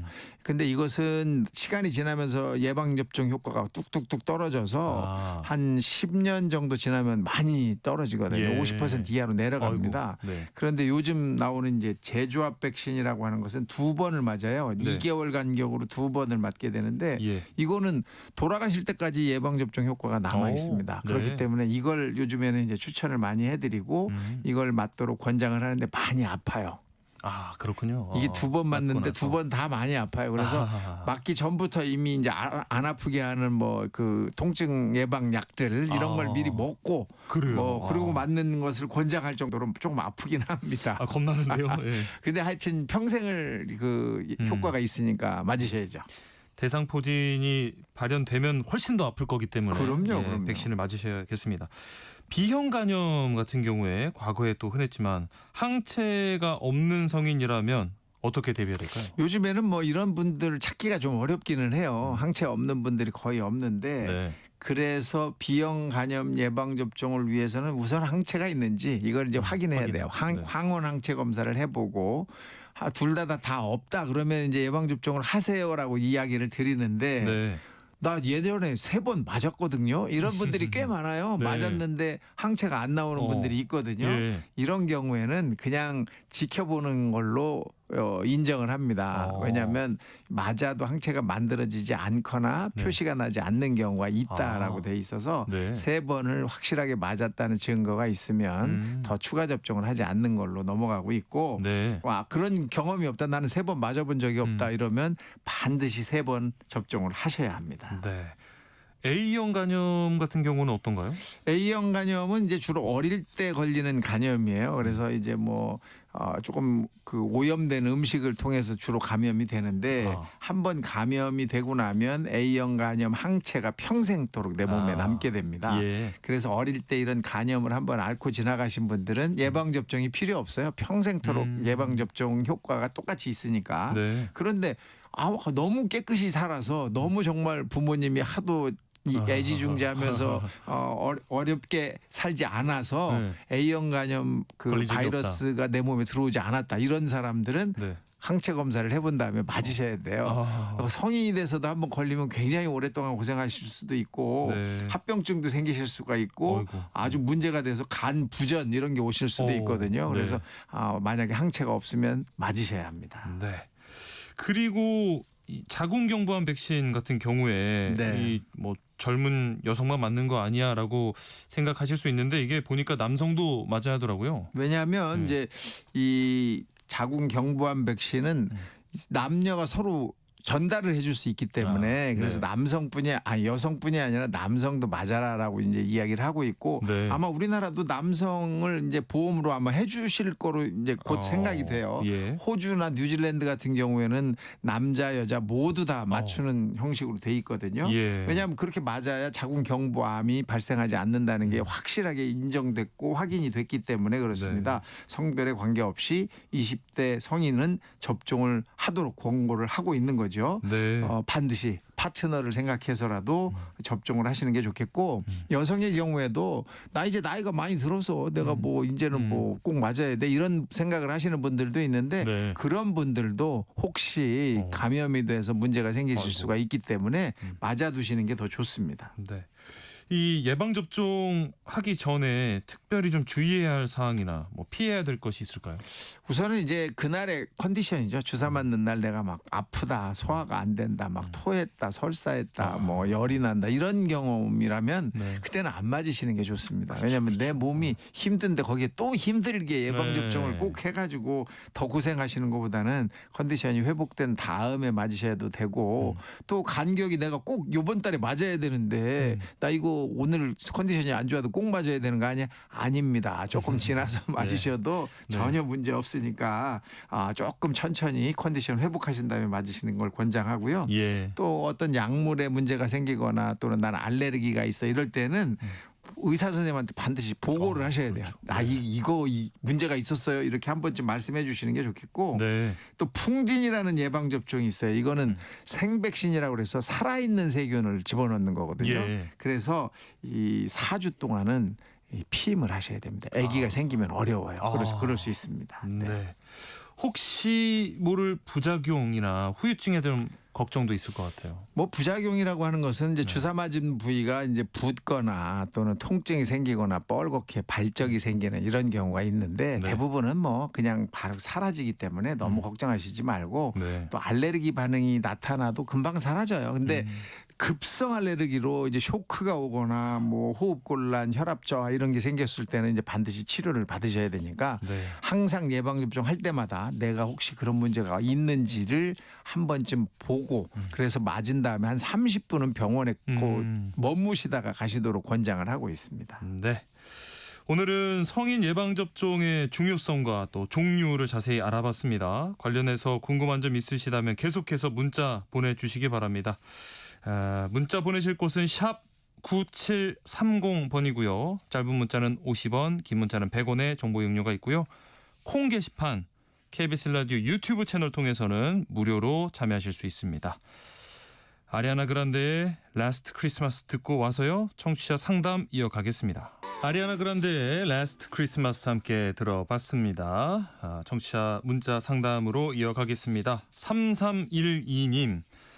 100일에는 영유아만 맞는 걸로 알았는데 100일에 접종 맞는 시기가 따로 있는지 뭐 몇 년마다 추가 접종해야 하는지 궁금합니다. 하셨어요. 네, 이건 뭐 이제 아이를 보시는 집안에 이제 권장한다고 했잖아요. 네. 왜냐하면 아이한테 옮겨줄 수가 있기 때문에. 네. 근데 아이는 이제 좀 금방 크지 않습니까? 보통 그래서 이 100일의 예방 접종이 그 파상풍 예방 접종하고 같이 들어 있어요. 그래서 10년에 한 번 정도를 맞는 걸로 예상을 하는데 네. 한 번 맞으면 그 아이가 이미 이제 10년 동안 크잖아요. 그래서 그 뒤로는 별로 그거 100일에 대한 생각을 안 하셔도 되고 그 우리가 말하는 그 다른 백신을 맞으시면 됩니다. 네. 그리고 맞는 시기가 따로 있는 건 아니고 아이가 이제 지금 내가 꼭 봐야 되는 그런 시기 때 맞으시면 되겠습니다. 네. 4716님, 대상포진 백신이 예방뿐 아니라 혹시 통증 감소에도 도움이 될까요? 그리고 접종하고 나서 꼭 병원에 가야 하는 증상 어떤 게 있을까요? 하시는데요. 네, 병원을 다시 가실 필요는 없고요. 그 뭐 너무 아프다거나 할 때는 한 번쯤 가보시면 좋겠고 네. 예방뿐 아니라 통증 감소에도 큰 도움이 됩니다. 네. 그래서 만약에 예방을 했는데 혹시라도 이제 만약에 걸렸다, 네. 그때도 통증을 훨씬 줄여주는 걸로 확인이 돼 있기 때문에 네. 가능하시면 반드시 예방 접종을 받으시는 게 도움이 됩니다. 네. 8988님, 예방접종 3가 독감 말씀하시는 것 같아요. 3가, 4가 가격이 다른데 왜 다른 건가요? 그리고 국산, 외국산이 있던데 차이가 있나요? 예. 아주 좋은 질문이세요. 네. 독감 예방은 그 세계보건기구가 내년에 유행할 것을 미리 선정해서 각국에 통보합니다. 예. 그래서 내년에 전 세계적으로 유행할 거를 똑같이 보내주기 때문에 국산과 외국산의 내용물은 똑같습니다. 뿐만 아니라 3가와 4가는 어떤 차이가 있냐면 독감이 주로 유행하는 거는 A형과 B형인데 대부분이 A형이고 B형이 조금 들어갑니다. 그래서 A형 두 종류와 B형 한 종류가 섞인 것이 3가고 나 그것도 불안해. 그래서 B형을 하나 더 넣은 게 4가입니다. 그러니까 3가로 대부분이 그 독감이 예방이 되는 거니까 너무 걱정 안 하셔도 되고요. 4가를 굳이 맞아야 되신다고 생각되시는 분들은 내가 면역력이 너무 떨어졌다거나 너무 고민스럽다거나 이런 분들은 4가를 맞으시면 되겠습니다. 네, 4가 맞으시고 또 마음 편하게 있으시는 게 나을 수도 그것도 괜찮은 있으니까요. 방법이죠. 네. 8715님, 저는 몇 년째 독감이나 감기가 걸리지 않았는데 저 같은 사람도 꼭 맞아야 되나요? 하셨거든요. 제가 이랬다가 올해 초에 고생했습니다. 네, 너무 자신만만하신데 한번 걸려보세요. 얼마나 아픈지. 그거 진짜 많이 아프거든요. 실제 걸리라는 말씀은 아니시고. 그럼요. 예. 그래서 이걸 예방하기 위해서 맞는 거고 나뿐 아니라 내 주변 사람들한테 내가 다시 감염을 시킬 수 있으니까 나부터 이 예방을 하시는 것이 훨씬 도움되거든요. 물론 건강하셔서 안 걸리시니까 굉장히 훌륭하시지만 그래도 예방접종 하시는 게 더 좋습니다. 네, 8715님, 제가 먼저 걸려봤는데 걸리지 마세요. 네, 백신 맞으세요. 3447님, 자가 면역 간경화 질환을 가지고 있고요. 면역 억제제를 먹고 있습니다. 그런데 독감 주사 접종하려고 했더니 효과가 없다고 안 해주시더라고요. 맞나요? 네, 이 면역 억제제를 드시고 있기 때문에 이것 때문에 아마 독감 예방 접종을 안 해주셨을 거예요. 그런데 그래도 자꾸 걱정이 되시면 예방 접종을 하실 수도 있습니다. 큰 병원에 가셔서 상의 한 번 더 하시면 되겠습니다. 네. 2216님. 파상풍 주사 맞으면 100일의 접종 안 맞아도 된다고 하던데 맞나요? 아니죠. 이 파상풍 예방 접종에 100일회가 들어있는 접종이 있고 들어있지 않은 게 있습니다. 그래서 10년마다 한 번씩 계속 주기적으로 하라는 것은 100일회가 안 들어있고요. 100일회가 들어있는 것은 따로 있거든요. 그래서 아이를 꼭 봐야 되고 내가 손자 손녀를 잘 봐줘야 되는 그런 연세 드신 분들이 그 100일의 예방 접종이 들어있는 걸 맞으시는 겁니다. 네.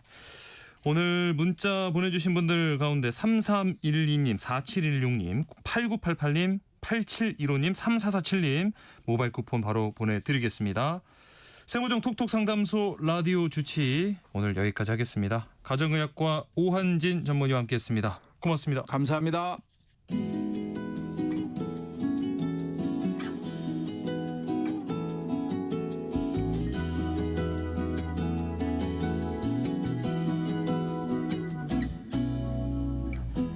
여행은 일상의 소중함을 되새기는 원동력이 되곤 하는데요. 여러분의 일상을 특별하게 만들 여행지 소개해드리는 시간입니다.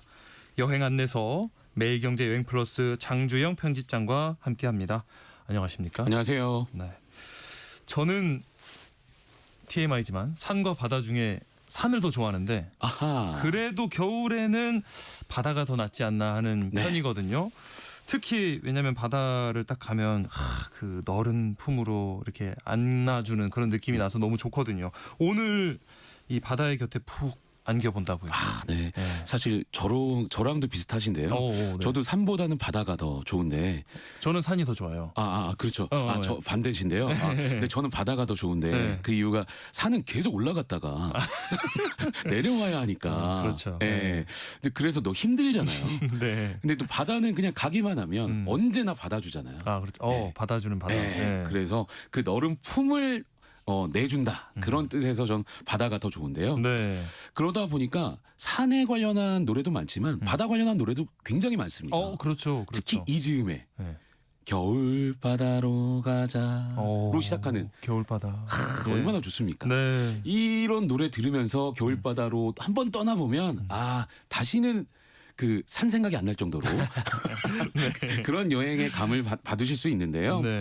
혹시나 여기서 약간 분위기 전환한다면 애국가를 들어본 분이라면 네. 조금 더 떠올릴 만한 장면이 있을 겁니다. 애국가. 네. 보통 우리가 뭐 행사장 같은 데서 연주 음악으로만 부르게 되지만 네.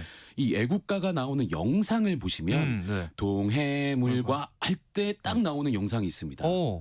네. 아주 넓게 푸르게 그 펼쳐진 바다에서 네. 그 바위 하나가 딱 보이거든요. 그렇죠, 그렇죠. 네네네. 떠올라요. 그게 이 강원도 동해시에 있는 추암해변이 있는데 그 추암해변에 있는 촛대바위입니다. 네. 원래 여기가 일출명소로 굉장히 유명한 곳이기도 하지만 이 애국가 첫 소절의 장면으로 나오면서 네. 더 유명해졌거든요. 예. 그래서 도대체 여기서 좀 궁금할 수 있습니다. 어떻게 저런 바위가 이 촛대 모습을 가지고 있느냐. 그렇죠. 궁금할 수 있는데 누가 만든 건지. 지구과학의 신비죠. 뭐 하느님이 만드셨을 수도 있지만 네. 그래서 수만 년 수억 년에 걸쳐서 이 자연이 파도와 또 바람만으로 만든 그런 예술적인 작품이라고 생각하시면 되겠습니다. 예. 그래서 이 동해시는 이런 것들이 참 여러 가지 많이 보이는 곳이거든요. 네. 그래서 아예 지질 트레일 코스를 만들어서 운영을 하고 있는데요. 네. 뭐 대표적으로 이 선비들이 풍류를 즐기던 무릉계곡이라는 곳이 있고 예. 또 한국의 장각에 뭐 장자재라고 부르는데요. 이 배틀바위라는 곳도 있고 예. 또 도심에 있는 천곡 황금 박쥐동굴도 있고 뭐 여러 가지 아주 다양하게 분포하고 있습니다. 이야, 지금 말씀해주신 명소들 들어보니까 막 너무 궁금해지고 호기심이 막 생기는데, 자 그러면 일단 겨울 바다를 볼 수 있는 추암 해변 좀 더 소개해 주시죠. 네. 이 추암해변은 바다 자체로도 참 아름답고 매력적인 그런 곳이지만 이 기암괴석과의 조화가 정말 돋보이는 그런 곳입니다. 네. 정말 오랜 시간에 걸쳐서 자연이 빚은 예술 작품이라 그런지 이 사람의 손길이 닿은 거랑은 상대가 안 된다. 그런 생각이 들 정도입니다. 네. 그중에서 이 추암해변의 촛대바위가 가장 으뜸이긴 한데요. 네. 오밀조밀 기이하게 생긴 수많은 바위들을 제치고서 이 촛대바위가 쑥 올라와 있거든요. 예. 보는 내내 아주 신기합니다. 이 촛대바위에는 아니나 다를까 전설이 하나 쭉 내려오고 있습니다. 그렇죠. 이 오래전에 추암에 살던 한 남자가 원래 좀 백년해로 해야 하잖아요. 네네. 그런데 첩을 들이게 된 거죠. 그래서 이 조강지처와 첩이 굉장히 다툼이 심했다고 합니다. 네. 또 이 남자도 갈피를 못 잡고 이리 갔다 저리 갔다 그런 거죠. 예. 그러다 보니까 이 신께서 하늘이 엄청 화를 내신 거예요. 예. 그래서 질투를 하는 이 두 여자분을 사라지게 합니다. 한순간에. 그래서 이 남자가 항상 홀로 이 바다를 보면서 서 있었다고 해요. 그래서 계속 서 있고 하다가 결국에는 촛대바위로 변했다. 예. 그래요? 이런 전설이 전해집니다. 사실은 저는 좀 뭔가 낭만적인 이야기를 기대했는데 바람을 피우다가 홀로 남겨진 외로운 남자 이야기였군요. 반전인데요. 이 촛대바위를 그러면 가면 직접 가까이에서 이렇게 볼 수 있나요? 바로 그 근접까지는 못 가고요. 왜냐하면 여기가 좀 전에 설명드렸듯이 울퉁불퉁한 아주 기암괴석이 많기 때문에 굉장히 좀 가까이 가면 위험합니다. 그래서 네네. 나무 울타리를 쳐놨고요. 예. 대신에 멀찌감치 볼 수 있게 안전하게 좀 만들어놨으니까 거기에서 보시면 되겠고 네. 그 안쪽으로 조금 더 들어가면 능파대라고 해서 사람 한 10명은 아주 충분하게 앉을 수 있는 넓은 공간이 있거든요. 오, 네. 그래서 이 능파대가 추암해변의 촛대바위 일대를 아예 통칭해서 부르는 그런 명칭이기도 합니다. 네, 네. 그래서 능파대의 이름을 붙인 이가 또 유명한 사람인데요. 오. 우리에게는 호가 압구정이란 거로 또 유명한. 압구정이요? 네. 오. 조선 7대 왕이죠. 세조 때 영의정을 지낸 한명회가 그 주인공입니다. 아, 한명회. 네. 네. 이 한명회가 여길 방문한 다음에 능파대로 하자라고 해서 이름을 지었다고 하는데 네. 이곳에서 바라보는 이 파도 치는 동해의 모습이 마치 미인의 아름다운 걸음걸이 같다. 오. 이렇게 표현을 했대요. 예. 근데 제 생각에는 이 한명회가 촛대바위 쪽만 보진 않았을 것 같고요. 네. 이 촛대바위 주변에 이 추암 출렁다리라고 있는데 네. 거기까지 이어지는 바위의 하나하나가 정말 대자연이 만들어낸 아름다운 그 뭐 모습이거든요. 꼭 진짜 사람이 걷는 것 같이 보이기도 합니다. 그래서 혹시 그런 생각을 가지지 않았나. 아, 전체적으로 이렇게 보면서 마치 미인의 아름다운 걸음걸이 같구나. 능파대로 하거라. 이렇게 했다는 거죠. 그런데 이 추암은 또 다른 의미를 지니고 있다면서요. 예, 이 추암이란 건 아주 직관적으로 표현한 이름인데요. 네. 송곳바위란 뜻을 가지고 있어요. 추암. 네네. 아, 네. 아주 그 날카롭게 뾰족 솟아와 있으니까 그래서 송곳바위란 이름을 가지고 있는데 네. 이 해안의 바위 사이에 뾰족하게 솟은 촛대바위, 저 송곳이나 뭐 촛대라고 비유가 아주 잘 맞겠는데요. 네. 뭐 누군가에게는 이 바위가 좀 하늘을 찌르듯이 날카롭게 보일 수 있지만 네. 또 다른 어떤 분에게는 간절하게 이 두 손을 모으고 비는 모습으로 또 보일 수가 있거든요. 그렇죠, 그렇죠. 그래서 여기에서 또 소원을 비는 분들도 꽤 많이 볼 수 있다. 네. 그런 말씀 드릴 수 있고 예. 또 한명회 말고도 이 장면 아름다운 장면을 보고 뜻깊은 그림을 그린 조선시대 분이 계십니다. 그림? 예. 네. 안견 장승업과 함께 이 조선 3대 화가로 꼽히는 단원 김홍도 선생이 오, 네. 여기서 이 촛대바위와 관련한 그림을 좀 그리셨는데요. 네. 금강사 군첩이란 화첩에 능파대를 주제로 한 그림을 그리셨는데 네. 이 금강사 군첩이라는 게 정조 임금의 지시로 이 관동팔경과 금강산 등을 한 그린 한 60여 점의 그림을 담은 화첩입니다. 오. 여기에 촛대바위 전망대에 능파대 모사가 있거든요. 예. 이 당시 그림의 풍경이랑 그리고 실제로 여러분들께서 보시는 그 촛대바위의 느낌을 비교해가면서 보시면 더 재밌는데 네. 하나도 다르지 않아요. 사진처럼. 네. 네. 너무 신기합니다. 대단하신데. 아주 놀라운 그런 장면을 느끼실 수 있으니까 꼭 그림 먼저 보고 그 다음에 실제로 바다를 한번 보시면 좋겠습니다. 이야, 뭐 나오는 이름들이 뭐 한명회, 김홍도의 진짜 명물 중에 명물이 맞는 것 같은데 그림하고 비교해 보면서 여행하면 재밌겠네요. 네. 네. 그래서 이번엔 그림 보고 놀란 것은 바닷길 보고 더 놀라게 되는 네. 그런 곳 한번 또 가보겠는데요. 네. 이 촛대바위 전망대에서 촛대바위를 본 다음에 해암정 쪽으로 가는 겁니다. 예. 이 계단 아래로 좀 내려가면 능파대에 어울리는 기암괴석 무리가 보이거든요. 예. 그래서 이 파도와 바람이 석회암을 깎아 생긴 지형이라 어느 곳을 봐도 똑같이 생긴 돌이 없습니다. 그래서 해안과 어우러진 석회암 무리가 촛대바위 못지않은 그런 절경을 볼 수 있으니까 네. 여기서 감동 한번 하시면 좋겠고요. 네. 또 기암괴석 무리의 안쪽에 해암정이 있는데요. 네. 이 고려시대 공민왕 때 문인인 심동로가 1361년에 세운 정자입니다. 와. 네. 바다를 벗삼고 후학을 양성하면서 세월을 보낸 옛 학자의 기품이 서려 있는 느낌 받으실 수 있고요. 예. 또 해암정을 지나서 촛대바위 반대편 언덕으로 오르면 추암 출렁다리가 나옵니다. 네. 여기서부터 입이 한번 또 쫙 벌어지는데요. 네. 2019년 6월에 이 바다 위로 그 72m 길이의 다리를 놓은 건데요. 오, 네. 출렁다리 하면 좀 무서워 하시는 분들 있잖아요. 막 흔들리니까. 네. 그런데 25톤 덤프트럭 22대를 매달아 놔도 끄떡없다. 와. 그럴 정도의 장력을 가진 다리니까 조금 흔들리더라도 전혀 걱정 없이 절경 즐기시면 되겠고요. 네. 또 이 추암 출렁다리는 바다 위 건너는 아찔함도 참 좋지만 풍경이 참 일품이거든요. 네. 그래서 조금 전에 본 능파대와 추암 해변이 한눈에 들어옵니다. 이 가까이에서 본 모습과 멀찌감치해서 떨어진 모습이 각각의 매력이 있으니까 꼭 비교하는 느낌 가지시면 좋겠고 예. 이 추암 출렁다리를 건너면 추암 조각공원까지 이어지는 산책로로 이어집니다. 네. 이 대부분 출렁다리에서 좀 돌아가는 경우가 많기 때문에 이 공원이 상대적으로 한적해요.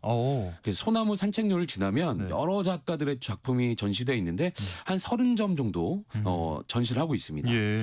또 대나무를 양쪽에 심어서 이 대나무 머리 쪽을 이렇게 딱 기울여 가지고 터널을 만들어 놨거든요. 오, 네. 대나무 터널도 대나무 보면 터널. 굉장히 좀 재미있게 즐길 수가 있으니까 네. 생각보다 좀 넓고 편안한 느낌의 공원을 즐기시면 좋겠습니다. 또 한적하다고 하시니까 이 촛대바위부터 해서 쭉 조각 공원까지 보고 즐기시면 좋겠습니다. 이 동해 여행의 매력 아직 더 남아 있죠? 아, 그럼요. 예. 이 아까 동해시에 지질 트레일 코스가 만들어져 있다라고 말씀을 드렸는데 네. 그 첫 주자 무릉 계곡이 있습니다. 계곡 입구에 무릉 반석이 보이는데요. 네. 뭐 어느 자료에서는 뭐 그 당시에 수천 명이 앉았다라고도 하지만 실제로 보면 한 수백 명 정도가 앉을 만큼 아주 넓은 그런 큰 널쩍한 바위입니다. 네. 또 계곡 곳곳에 계곡이랑 폭포, 기암괴석이 이어지거든요. 네. 그래서 동해안 제1의 산수라고 부른 사람도 있을 정도입니다. 예. 또 최근 들어서 생긴 시설도 있는데요. 동해 무릉 건강숲입니다. 네. 이 무릉 계곡 초입에 위치하는데 친환경 힐링 숙박동이랑 테마 체험 시설인 이 찜질방 그리고 건강자연 식당 등을 갖춘 웰리스 관광지입니다. 뭐 체류형 힐링 프로그램에 참여해서 몸과 마음을 이 건강까지 챙기는 그런 경험 해보시면 좋겠습니다. 네. 그리고 무릉 계곡 일대를 여행하기도 참 좋은데요. 이 배틀바위 산성길이라고 있거든요. 무릉 계곡 그 관리사무소에서 네. 배틀바위 전망대까지 한 왕복 2시간 정도 걸리는데 여기 길이 좀 가파르고 험합니다. 그래서 초보 등산자는 절대 가시면 안 되고요. 그래요. 예, 네. 꼭 그 약간 능숙한 사람이랑 같이 가시면 좋겠고. 저요, 저. 네. 대신에 정상 부분까지 올라가면 힘들었던 기억이 싹 사라집니다. 그렇죠. 집채보다 큰 바위에서 이 폭포수가 떨어지는 모습이나 또 소나무 숲이 엄청 우거져 있거든요. 네. 그런 풍경 보시면 작품 이것만한 게 없습니다. 아, 이쯤 되면 이제 막 슬슬 배고파질 때거든요. 이쯤에서 빠질 수 없는 이 동해 맛있는 먹거리도 좀 소개해 주시죠. 이 동해가요. 겨울에 가면 네. 양밀이란 거랑 도루묵이란 거를 동시에 만날 수가 있는데요. 예. 이 먼저 양밀이 한류성 어종이거든요. 네. 그래서 11월 이후부터 한겨울까지 동해에서 많이 잡히게 됩니다. 오, 네. 그래서 한창일 때는 삽으로 막 퍼 담았다고 그러거든요. 와, 예. 네. 양밀이의 가장 돋보이는 장점이 육식성 어종이라 비린내가 거의 없다는 건데요. 네. 또 뼈가 억세거나 굵지가 않아서 뼈째 씹어 드실 수가 그렇죠, 있습니다. 그렇죠. 네. 그래서 꾸덕꾸덕하게 말려서 반건조로 보관하면 뭐 조림이나 찌개, 볶음으로 오랫동안 드실 수가 있고 또 소금구이로 아주 그 향기 모락모락 피어나게 드실 수도 있고 예. 뭐 요리법 아주 다양합니다. 그리고 도루묵은 찬바람 부는 겨울이 제철인데 네. 뭐 여름에는 깊은 바다에 살다가 겨울철 산란기에 연안으로 몰려들어서 그래서 요새 잡히는 건데요. 네. 이때 그물로 가둬서 잡습니다.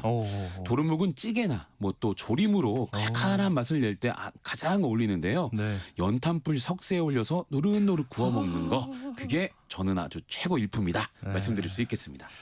양미리, 도루묵, 뭐 구수하면서도 짭조름한 맛 때문에 침이 막 도는데 여기 매월 3일하고 8일에 네. 동해 시내에서 5일장 선다면서요. 맞습니다. 여기는 어떤 음식들이나요? 예, 어제였죠. 어제 그 18일이니까 네. 예, 여기 5일장이 열렸는데 네. 여기가 원래 우시장이 옛날에 있었다고 해요. 예. 그래서 우시장 때문에 소와 관련된 게 많이 발달하다 보니까 그래서 소머리 국밥을 잘하는 집이 엄청 많습니다. 예. 그래서 북평장이라고 부르는데요. 이 소머리 국밥 맛집이 쭉 거리를 형성하고 있는데 네. 이게 식당마다 조금씩 맛이 달라요. 뭐 약간 좀 비법이 담긴 레시피가 서로 가지고 있어서 그런지도 모르겠는데 네. 뽀얀 국물파랑 붉은색 빨간 국물파로 나뉩니다. 마무리를 해야 될 것 같네요. 네. 네네. 뽀얀 국물파 쪽은 네. 파 송송송 넣어서 드시면 아주 좋고 이 빨간 국물은 얼큰하게 청양고추 더 넣어서 드시면 좋겠습니다. 저는 뽀얀 쪽으로 가겠습니다. 여행 안내서 여기서 마치겠습니다. 장주영 편집장과 함께했습니다. 고맙습니다. 고맙습니다. KBS 라디오 세상의 모든 정보 여기서 마무리합니다. 저는 다음 주에 다시 찾아뵙겠습니다. 행복한 오후, 행복한 주말 보내세요. 아나운서 임지웅이었습니다. 고맙습니다.